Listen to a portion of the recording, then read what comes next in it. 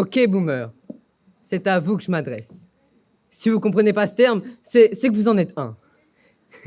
Vous, cette génération fossile qui, encore aujourd'hui, ont du mal à comprendre le monde dans lequel on vit. Dans ce monde hyper connecté, où l'omniprésence d'Internet fait débat, je me présente à vous.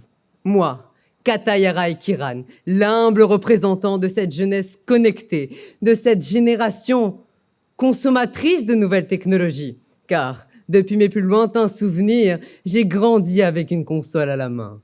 Ma vie est baignée par le numérique. Je me réveille connecté, je surfe, je like, je unfollow, pendant que vous tous, là, profitez d'un café et de votre compagne. Au fond, je pense qu'on peut dire que je suis ce que mes tantes appellent la nouvelle génération, celle d'Internet. Mais le problème est qu'aujourd'hui, Internet a complètement bouleversé nos comportements. Le numérique s'immisce dans nos vies et devient un instrument à double tranchant. Dans une société où la défiance s'est installée, une défiance vis-à-vis des politiques notamment, je suis en droit de me poser la question de la cohabitation entre Internet et la démocratie. Parce qu'après tout, mesdames et messieurs, Internet, chance ou menace pour la démocratie? Allez, c'est parti, sortez tous un stylo, c'est parti pour le cours d'histoire. La démocratie, elle prend forme dans l'Antiquité, après une période de mise entre parenthèses, elle est réinsufflée en France grâce aux révolutionnaires et est ancrée grâce aux républicains, blablabla, blablabla. Ouais, c'est chiant, je sais. Hein. Mais aujourd'hui, notre système de gouvernement, il questionne, car la démocratie, est-ce le pouvoir au peuple ou le pouvoir monopolisé par les puissants? Avec Internet, nous observons de nouvelles pratiques, car que seraient nos vies aujourd'hui sans ce merveilleux instrument?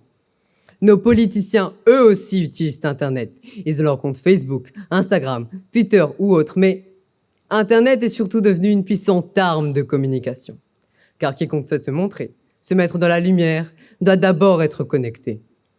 Le foisonnement d'informations que l'on y trouve nous permet de nous forger notre propre esprit critique.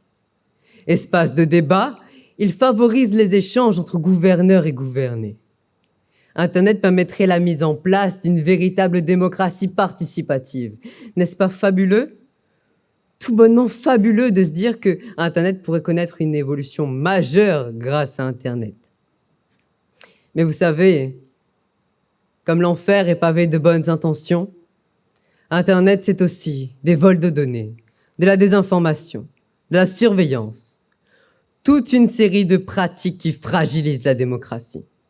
Moi qui côtoie en permanence ce milieu, je reste spectateur des dérives du numérique. Les fake news, elles inondent la toile, trompant les utilisateurs crédules et peu habitués. Les discours qui incitent à la haine, à la division, ils sont écoutés, likés, partagés. Les populistes, les extrémistes ont alors le champ libre pour déverser leurs propos abjects sur Internet, sur la démocratie, sur le peuple. Mesdames et messieurs, ces agissements, ils prônent la division, menacent la démocratie, le vivre ensemble. Mesdames et messieurs, ne soyez pas crédules. C'est une question de bon sens. Ne soyez plus les fossoyeurs de la démocratie. Ils abusent et manipulent. Internet leur donne une vitrine pour déverser leurs belles paroles. J'accuse, oui j'accuse ces personnes de mettre en danger la démocratie. Elle qui garantit pourtant nos libertés fondamentales. Elle est menacée, attaquée de toutes parts, par des actes immoraux, dominés par les intérêts commerciaux. Internet devient alors le terreau propice au complot et à la désinformation. Les médias, ils s'emparent de cette plateforme pour nous informer. Mais vous savez quoi? Le problème, c'est qu'aujourd'hui, tout le monde peut se prétendre journaliste. La démocratie s'érode et se délite. Cette liberté est utilisée sans réflexion. Les débats s'appauvrissent. Les citoyens se perdent dans la jungle médiatique. Mais alors, comment faire? Oui, comment faire, me diriez-vous, pour que cet instrument ne soit pas utilisé à de mauvaises fins? Eh bien, des lois existent, mais les surveillances doivent s'accroître, car je doute qu'un simple bouton pour certifier son âge soit suffisant. Car de vous à moi, nous sommes tous capables de cliquer sur le bouton « J'ai plus de 18 ans ».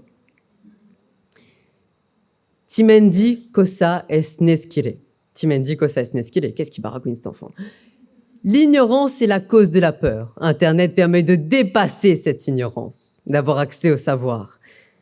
Mais il faut comprendre que cette machine renferme des faces cachées, comme par exemple le scandale de Facebook, Cambridge Analytica, où les données ont servi à influencer des votes en faveur d'hommes politiques. Voici comment Internet peut devenir une puissante arme de manipulation et de propagande. Sous cet angle, notre pensée est alors générée par les informations que l'on veut nous inculquer. Véritable bourrage de crâne du XXIe siècle, n'est-ce pas terrible de se dire que tout ce que nous emmagasinons est élaboré médiatiquement? Pourquoi priver de savoir et d'opinion un peuple souverain?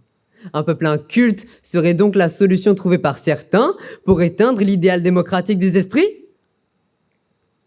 Ainsi, comme le dirait Victor Hugo, pire que Caïn tuant Abel, il y a Washington tuant Spartacus. Autrement dit, pire qu'un frère tuant son frère, il y a la démocratie se tuant elle-même.